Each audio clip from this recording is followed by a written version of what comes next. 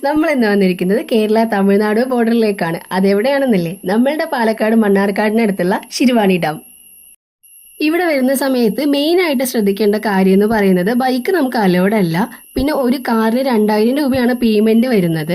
പിന്നെ നമുക്ക് നമ്മളുടെ കൂടെ ഒരു ഗൈഡിനെ കൂടെ അവർ തരുന്നുണ്ട്. ചെക്ക് പോസ്റ്റിന്റെ അവിടുന്ന് ഒരു ഗൈഡ് നമ്മളുടെ കൂടെ ഉണ്ടാവും.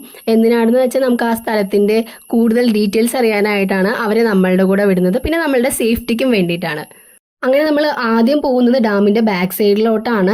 ഡാമിലേക്ക് ഇറങ്ങാനുള്ള പെർമിഷൻ ഇല്ലായിരുന്നു. പക്ഷെ പോകുന്ന ആ ഒരു വ്യൂ എന്ന് പറയുന്നത് അടിപൊളിയാണ്. ഫോട്ടോഷൂട്ട് ചെയ്യാനും വീഡിയോസ് എടുക്കാനൊക്കെ പറ്റിയ ഒരു സ്പോട്ടാണ് ഡാമിന്റെ ബാക്ക് സൈഡ് എന്ന് പറയുന്നത്.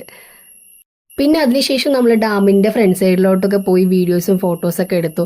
പാലക്കാടാണെങ്കിലും നമ്മൾ പാലക്കാട്ടുകാർ മാക്സിമം ആൾക്കാർ കാണാത്ത ഒരു പ്ലേസ് ആണ് ശിരുവാണി ഡാം എന്ന് പറയുന്നത്. പോയിട്ടില്ലാത്തവരാണെങ്കിൽ മസ്റ്റായിട്ട് പോയി വിസിറ്റ് ചെയ്യേണ്ട പ്ലേസ് കൂടെയാണ്.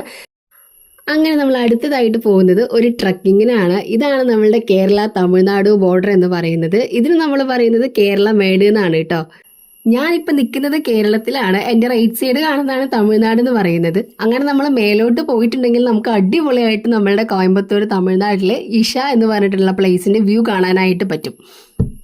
മേലെ എത്തുമ്പോഴാണ് കറക്റ്റ് ആയിട്ടുള്ള ഒരു വ്യൂ നമുക്ക് കാണാനായിട്ട് പറ്റുക. പോയിട്ടുള്ളവരാണെങ്കിൽ നന്നായിട്ട് എക്സ്പീരിയൻസ് ചെയ്തിട്ടുണ്ടാവും. പോവാത്തവരാണെങ്കിൽ എന്തായാലും പോരിക്കാട്ടോ ഈ ഒരു പ്ലേസിലേക്ക്.